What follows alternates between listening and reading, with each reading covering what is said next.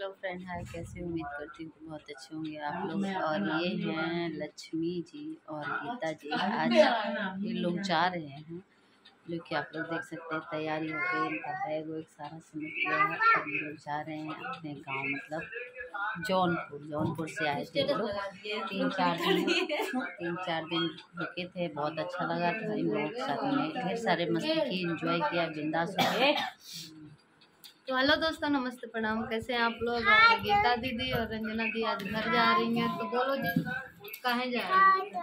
Hello दोस्तों, कैसे हैं आप लोग? आशा करती हूँ कि आप लोग बहुत अच्छे होंगे। घर से मेरे फोन आया है और मेरे बच्चे रो रहे थे मेरे लिए, तो इसलिए मुझे घर जाना है। और यहाँ पे आके बहुत अच्छा लगा।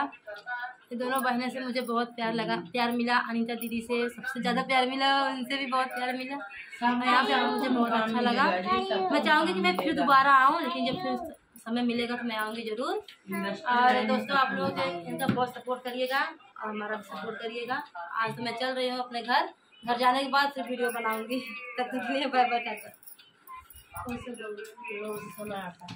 अभी